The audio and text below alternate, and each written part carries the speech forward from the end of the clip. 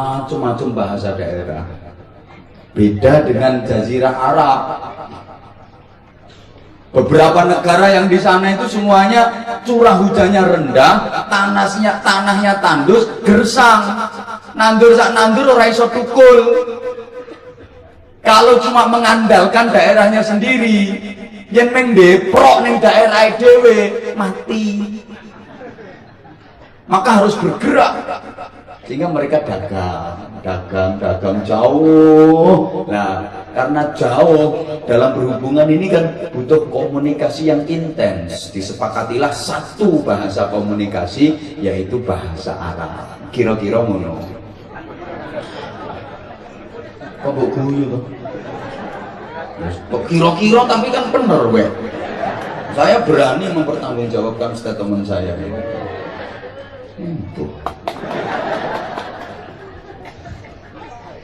Lah kok diarani jahiliyah? Padahal pemikirannya pinter, cerdas. Yang bodoh adalah akidahnya. Mereka syirik, nggak kenal Tuhan. Sing disembah itu berhala, sing disembah itu patung. Kan bodoh banget. Sampai dalam sejarah Sayyidina Umar niku sering nalikane menyendiri niku mengsam piyambakan. Tang leti kali sahabat lintune, wahai Umar, kok senyum-senyum sendiri kayak orang gila. Emangnya kada apa? Cerita. Aku kelingan di zaman jahiliyah. Sing tak sembah kuwi patung. Lah wong sugih-sugih kuwi gawe patung saka emas, saka perak. Nah, aku gawe patung kuwi saka roti, saka kurma. Gek nuju weteng kuluwe ora ana panganan ya patung sing tak sembah-sembah kuwi. Jadi patung kuwi teko roti, teko kurma tak sembah-sembah. Yen nuju weteng kuluwe ora ana panganan ya kuwi. Tak cuwil tak pangan. Ya aku kudu guyu masa ana pangeran kok tak krikiti. Jadi patung roti, kurma ditoto, dibentuk patung, terus disembah-sembah, diwacake mantra. Woi. Ngeneh luwe dipangan. Kelakuane wong jahiliyah. Lha saiki ya ditiru karo wong Yogya. Lah tepak ulang tahun kae do gawe kowe tar.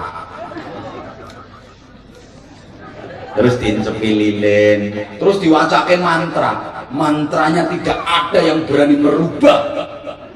Happy birthday to you, happy birthday to you, happy birthday, happy birthday, happy birthday to you. Ada momen apa? Mantranya nggak ada yang berani merubah. Niup lilin juga nggak ada yang berani merubah. Ayo dikipasi. Nah, habis dibacakan mantra kan terus dipotong, terus dipangan. Ya persis kelakuannya Sayyidina Umar. Nalika jahiliyah.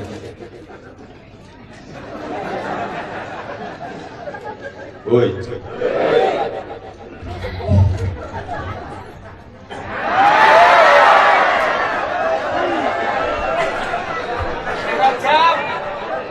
Mila Rasulullah dakwah mensosialisasikan Islam di Makkah selama 13 tahun. Itu orientasinya pada penanaman iman dan penguatan akidah. Aku lihat kamu kayak wong pinter ya, nanti bang rupamu ya saya bayangin.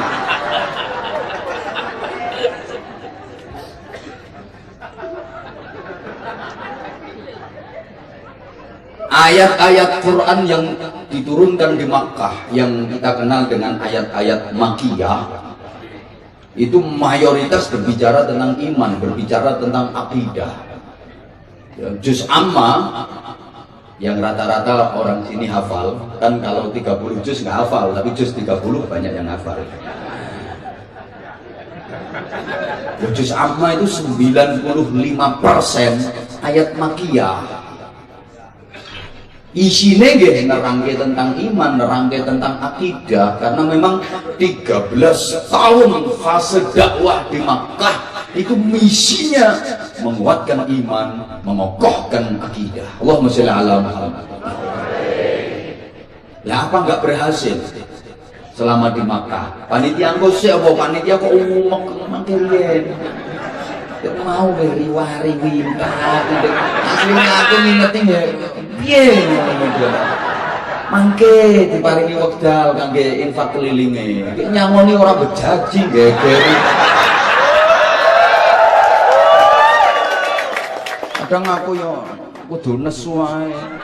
Nek dimanfaatke wayang ngene iki jamaah ribuan, narik infak oleh 50 yuta, 60 yuta. Nyangoni kiyaine kuwalat ngono. Berarti kan meres kiai jenenge. Kiai peres kon ngemis panitiane untuk badhe akeh ngono. Nyangoni kiyaine walat ngono. Lah infak jamaah oleh 50 juta. Kiyaine jeneng kene iki adoh. Ya telung dina ora mulih ngene iki. Perjuangan. Kose ngene iki ana wong ngaji sing digegeri ribut perkara kok tamu semua apa, Bro. Yo. Orang nesu bener ke aturan.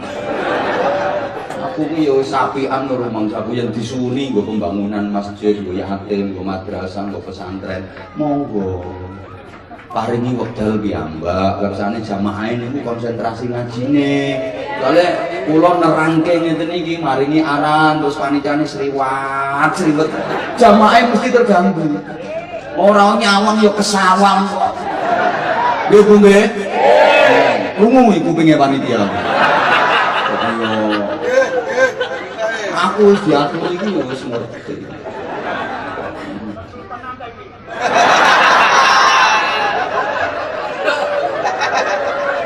Wah, ini orang kaji Indra, pesen kok lagi. Bio 7 kok ora disebut-sebut, Bio Aktiva, Mori Ngati ora disebut-sebut. Iki wis tak sebut, Ndra.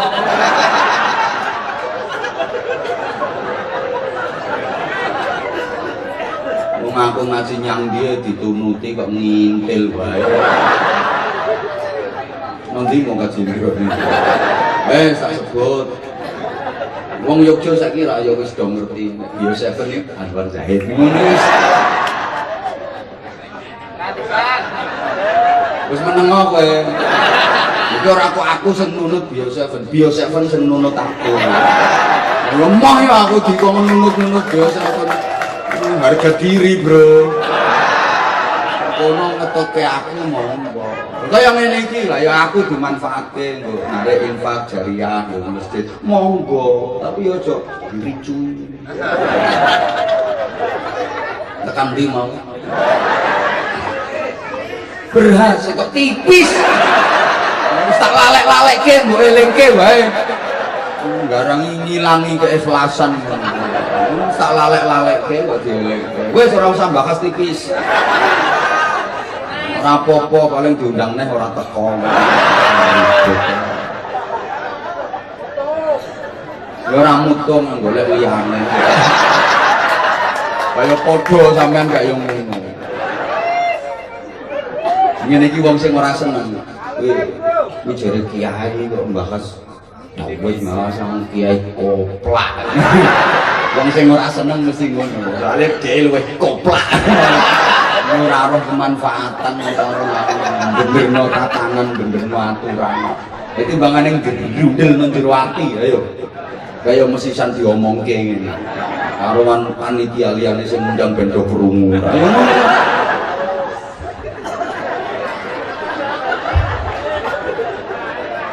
Allahumma sholli ala Muhammad.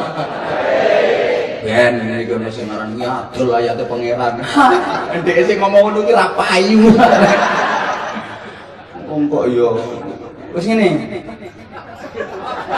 Berhasil sesungguhnya Rasulullah menanamkan akidah, mengokohkan iman selama di Makkah. Lah kalau berhasil kenapa pakai hijrah ke Yathrib? sebenarnya berhasil. Orang-orang yang iman masuk Islam teguh berprinsip, tidak goyah. Masih ingat cerita bagaimana sahabat Bilal bin Rabah radhiyallahu anhu demi mempertahankan akidah dan iman disiksa dengan siksaan yang sangat pedih oleh majikannya untuk kembali syirik, untuk kembali murtad.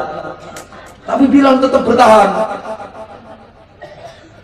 Nalika semanten Bilal niku tesih budak. Konangan lah iman, konangan lah Islam. Akhirnya dilurui karo majikane, karo apa nih jenenge kuwi? Iya majikane ndolone. Bilal, kowe mlebu agamane Muhammad ya? Nggih. Ayo bali yo nang agama lawas. Yen panggah mlebu agamane Muhammad tak pulau soro kowe. Bilal gak belum. Akhirnya disiksa, diikat, ditelentangkan di padang pasir atas panas matahari yang membakar, bawah panas pasir dan batu. Itu saja di dadanya Bilal masih dijeretkan batu besar, dijeretkan malah wis kadung ditindihi, yo ditindihkan batu besar. Ayo, kalau kamu mau kembali ke agama lama, tak bebaskan dari siksaan ini. Tapi kalau kamu tetap ikut agama Muhammad, semakin aku perparah siksaan ini. Ayo, Bilal tetap bertahan. Walaupun waktu itu dia cuma bisa bilang ahad, ahad. Jujur aja mulai jarwet, ahad, ahad. Arepmu nek kul huwallahu ahad niku dereng saged. Nembe ahad, ahad. Kok kul huwa elek. Dijerati mulai jeruwet ahad, ahad. Jerati mulai jeruwet ahad, ahad. Subhanallah. Konangan Sayyidina Abu Bakar Siddiq dimerdekakno, dituku dimerdekakno. Bagaimana Yasir, satu keluarga demi mempertahankan iman mlebu Islam karo masyarakatnya dihukum, disuruh Yasir keluar kamu dari agama Muhammad. Kamu kami terima sebagai warga masyarakat, tapi kalau kamu masih tetap mengikuti ajaran Muhammad, tak bunuh satu keluarga. Yasir tetap bertahan, iman sak keluarga dibakar hidup-hidup oleh masyarakatnya. Mati gak apa-apa, yang penting netepi Islam, netepi iman. Kaya ngono, berhasil Rasulullah menanamkan iman. Terlebih seorang sahabiah, sahabat perempuan yang namanya Sumayyah. Ini perempuan pertama yang mati syahid dalam Islam demi mempertahankan iman dan akidah. Disiksa oleh kaumnya dengan siksaan yang tidak berperi kemanusiaan. Diikat pakai rantai dari besi. Kaki kanan, tangan kanan diikat kuda, kudanya dicambuk, lari kenceng ke arah kanan. Kaki kiri, tangan kiri diikat pakai rantai, diikat ke kuda, kudanya dicambuk, lari kenceng ke arah kiri. Kuda yang sebelah kanan narik ke kanan, kuda sebelah kiri narik ke kiri, sampai tubuhnya Sumayyah terbelah jadi dua. Kerak. Bapak ojo bayang guys, terbelahi bagian dua.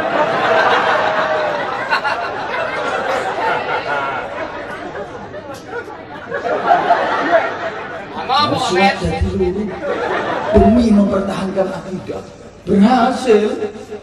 Nggak usah kok berhasil. Doraemon. Lu kenapa pakai hijrah? Karena agama itu bukan hanya vertikal, hubungan manusia dengan Tuhan.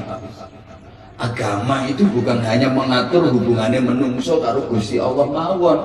Tapi agama dalam Islam itu juga horizontal, hubungan antar sesama manusia itu bagian dari agama. Bahkan hubungan manusia dengan lingkungan itu juga bagian dari agama. Di Makkah kalau soal akidah berhasil, tapi untuk membangun hubungan antar manusia dengan baik sulit. Jangankan bersosialisasi, jangankan bikin pengajian seperti ini. Wong ngaji wae Kanjeng Nabi ndelik-ndelik nang omahe Arkom. Di Darul Arkom, di rumahnya sahabat Arkom. Kenapa? Selalu diintimidasi oleh pembesar-pembesar Quraisy ketika itu. Bangsane Abu Sufyan, Abu Lahab, Abu Jahal, Abu Gosok rumono bos.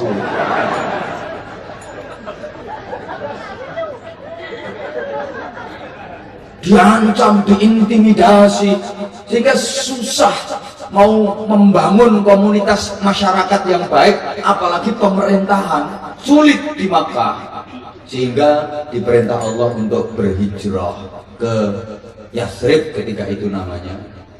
Nah di Madinah itu loh, di Yathrib itu loh baru Rasulullah membangun komunitas masyarakat di mana semua komponen, semua elemen dirangkul, bahkan semua agama diajak untuk bermusyawarah, berkumpul, bersepakat membangun komunitas masyarakat. Lek cara saniki ya pemerintahan, di mana leadershipnya Rasulullah sendiri. Ngerti po ora ya aku ngomong ngene iki. Cara saiki ya presidene iki Kanjeng Nabi dhewe. Jadi Kanjeng Nabi niku ya nabi pendakwah. Kanjeng Nabi niku nggih bakul, pedagang yang ulung. Sayyidah Khadijah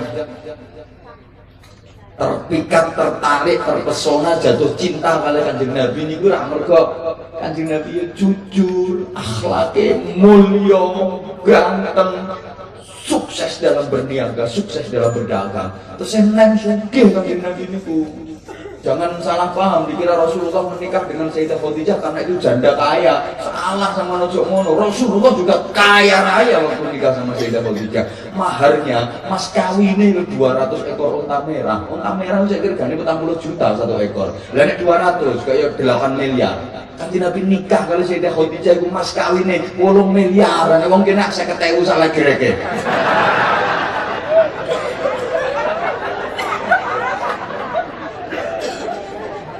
Kanjeng Nabi itu bakul yang ulung, pedagang yang ulung. Rasulullah juga jenderal, panglima perang. 27 kali Rasulullah memimpin peperangan, berada di garis depan. Penjitulikun. Hebat Kanjeng Nabi. Ya presiden, ya politisi, terus saiki ngono. Ya politisi. Makanya lek ana sing ngomong Islam yang Islam wae, ora usah bahas politik, ora usah bahas pemerintahan. Ya ojo ngono-ngono nemen. Soalnya politik pemerintahan itu juga bagian dari kehidupan Rasulullah Shallallahu Alaihi Wasallam. Ya kudu ngerti lah. Nggak harus semuanya terus terjun ke politik praktis. Tapi ya kudu ngerti. Soalnya kalau nggak ngerti, man la ya'rifu siyasa akalahu siyasa. Orang yang tidak ngerti politik dia akan dimakan oleh politik. Ya aku ngene iki sithik-sithik yo ngerti politik, tapi nek kon terjun ngene politik praktis, gah. Ya ben ana bagiane dhewe-dhewe. Nek aku politikku yo ngene iki, ngaji karo wong jemburis-jemburis ngene. Ini bagian dari politik saya. Kalau ke politik praktis yang partai-partai wis gah.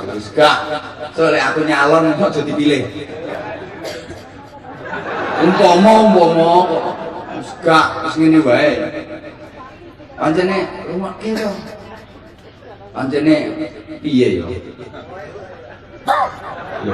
Iya, jadi itu juga pemerintah, itu juga bagian dari kehidupan Rasulullah Shallallahu Alaihi Wasallam. Nah, ketika membentuk pemerintahan itu, bukan cuma yang beragama Islam saja yang dirangkul Rasulullah, seluruh agama yang ada di Madinah dilibatkan.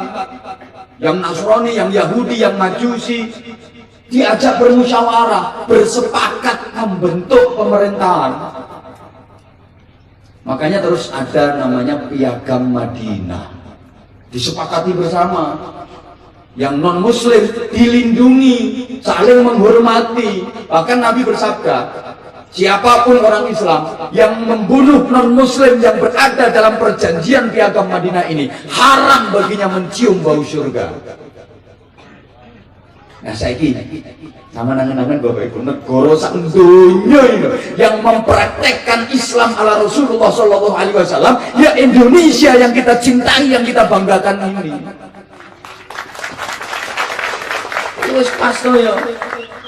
Lah ini yang diterapkan pula oleh para pejuang agama di Nusantara ini, di Indonesia, di tanah Jawa, niru Islam model Kanjeng Nabi. Dan Rasulullah tidak pernah mendeklarasikan negara Islam. Gak tahu. Paham po ya sama sehingga setelah tatanan masyarakat ini baik pemerintahannya, kota yang dulu namanya Yathrib oleh Rasulullah diganti menjadi Madinah, artinya peradaban. Madinah itu artinya peradaban. Jadi Rasulullah itu menghijrahkan masyarakat yang jahiliyah menuju masyarakat yang Madinah, dari masyarakat yang bodoh menjadi masyarakat yang cerdas, dari masyarakat yang biadab menjadi masyarakat yang beradab. Allahumma sholli ala Muhammad. Paham nama betul dengan sehingga terbentuk masyarakat yang madani, masyarakat yang kuat keimanannya, masyarakat yang bagus akhlaknya. Kaya menunggui diarani masyarakat madani. Madani bahasa Arab, orang madani coro Jawa, madani kene, madani kono, ngiloke kene, ngiloke kono, madoni kene, madoni kono.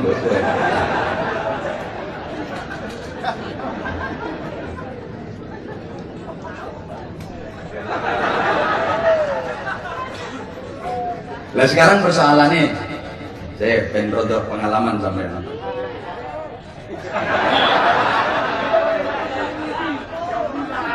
loh, apakah pemerintah itu harus disestempel Islam? Jawabnya tidak harus. Karena sekarang mulai terganggu.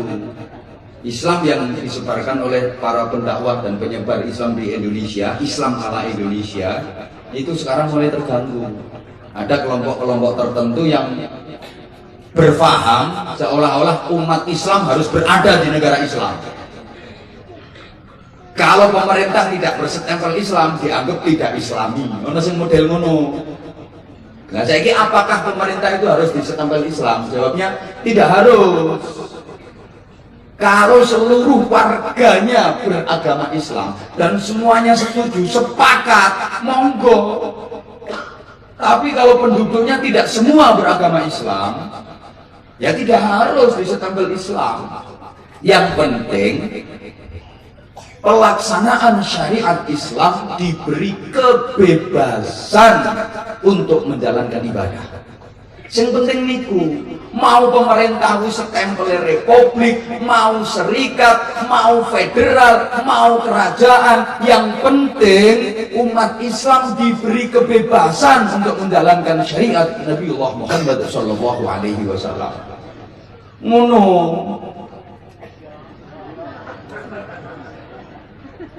Nah saiki mulai terganggu kok.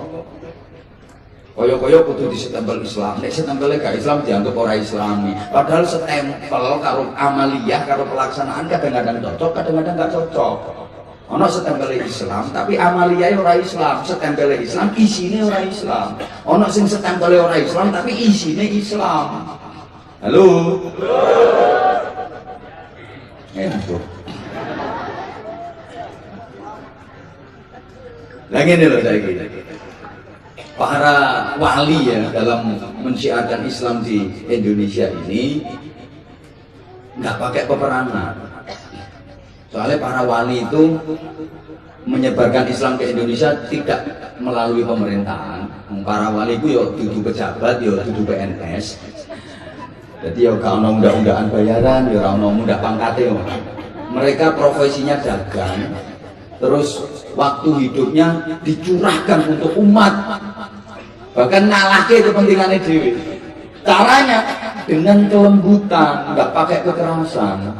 Inilah kalau nanti nyinggung Quran yang tengah ditulis abang itu wal yatalattaf, berlembut-lembutlah dalam mendakwahkan agama. Ini artinya apa?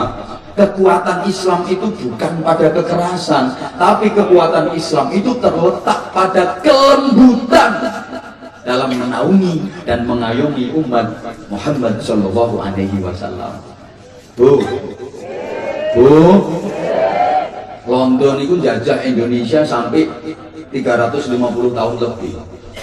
Bukan cuman kepingin menguras kekayaan alam Indonesia, Belanda juga punya misi mendakwahkan agamanya. Tapi mergo londo iki kereng nek karo masyarakat. Makanya agamanya Belanda gak payu nang Indonesia. Sing payu agama yang disebarkan para wali. Karena para wali dalam menyebarkan agama mengayomi dan berbelas kasih kepada umat, tidak pernah mengerengi masyarakat, memperkereng masyarakat nganggo cara sing alus. Jadi masyarakat teh dikumpulke, mboten kok ditangleti agamane apa. Soalnya jelas durung Islam. Ketika itu masyarakat Jawa khususnya agamanya kan masih Hindu, Buddha, Klenek. Klenek iki ya bangsane Nyi Blorong, Nyi Roro Kidul, Mak Lampir, Nene Pelet, wa ala alihi wa ashabihi ajmain. Sing ditangletke niku problemnya, kebutuhannya. Masyarakat ini ana masalah apa? Masyarakat ini kebutuhannya apa? Ngapunten Kanjeng Sunan, niki mboten wonten Jawa, kekeringan, kemarau panjang, tanduran padha mati. Oh ngono, ayo ndonga nang Pangeran Sing Maha Kuwasa. Dongani karo Kanjeng Sunan, udan deres. Nah, diparingi udan karo Pangeran Sing Maha Kuwasa sing kudu disembah. Percados mboten? Percados. Niki sing damel udan Gusti Allah. Percados mboten? Percados. Go bareng-bareng syahadat. Asyhadu alla ilaha illallah wa asyhadu anna Muhammadar Rasulullah. Ngono. Masyarakat kene iki ana masalah apa? Niki nembe pagebluk Kanjeng Sunan. Kathah penyakit, kathah wabah. Yo didongani nggih. Nyuwun nang Gusti Allah Sing Maha Kuwasa sing kudu disembah. Wa nunazzilu minal Qur'ani ma huwa syifaa'un wa rahmatun lil mu'minin. Ilang penyakite. Ya, waras sing gawe waras sapa Gusti Allah. Percados mboten? Percados. Berarti sing disembah sinten? Gusti Allah. Nggo syahadat sareng. Ngono. Asyhadu alla ilaha illallah wa asyhadu anna Muhammadar Rasulullah. Problemnya diselesaikan dulu, kebutuhannya dipenuhi dulu, baru disuguhkan. Iki lo Islam. Ini ono apa patek kowe Kanjeng Sunan, pados ke bantuan, bagi-bagi sembako, bagi-bagi bahan makanan. Sunan-sunan dagang hasilnya digawe ngono kuwi mbiyen. Sehingga cara ini sangat menyentuh masyarakat dok. Guyub rukun 90% masyarakat Indonesia beragama Islam. Nah saiki kuwalik kok. Sing agama liyane bagi-bagi roti, bagi-bagi mie, bagi-bagi SPP gratis. Nah, sing Islam malah kerem-kerem. Mestine sing bagi-bagi mie, bagi-bagi roti, terus nyekolahke SPP gratis. Islam saiki kuwalik. Sing ora Islam sing do bagi-bagi ngono kuwi. Nah, Islam tampil dengan membawa pentungan. Uy, ibu. Kadang wis apik-apik guyub rukun, pahame di ora tarik. Kaya ngene iki mujahadah kudu ora tarik nyapa mujahadah kuwi. Ndonga kok njalukno Syekh Abdul Qadir Jilani. Ora entuk, ora oleh ku syirik. Paham koplak. Ku jenenge wasilah kok, proposal kuwi wasilah kuwi. Mbok sampean ngerti bahwa ora tidak ngomong ngene iki. Loh, apakah Islam tidak boleh keras? Dikongkon lembu terus ngono. Kapan harus keras? Yaitu kalau terpaksa. Kalau dikerasi seperti Palestina. Tiap hari dibunuh, dibantai. Ya itu tidak bisa tidak, ya harus perang. Tapi nek gak ono apa-apa, yo aja kok ngomongno perang. Soalnya perang itu merubah hukum. Membunuh harusnya dikisos, dibunuh. Tapi dalam peperangan nggak ada hukum itu. Nah pertanyaannya saiki, siapa yang punya wewenang untuk mengumumkan perang? Tentu saja negara, untuk kepentingan negara, bukan kepentingan golongan apalagi pribadi. Orang kanggo orang per orang, gak cocok perang, gak cocok perang, gak cocok perang. Dul gundul. Ya Allah, moga-moga sampean paham. Indonesia niki Darul Ahdi, negara kesepakatan. disepakati oleh semua komponen bangsa. Biyen terus gawe kesepakatan menunggu bukan Darul Islam, bukan negara Islam, bukan Darul Kufri, bukan negara kufur, bukan Darul Harbi, bukan negara perang, tapi negara kesepakatan yang dihuni oleh berbagai pemeluk agama. Maka monggo saling menghargai, saling menghormati. Lana a'maluna walakum ahmalukum lakum dinukum waliyadin.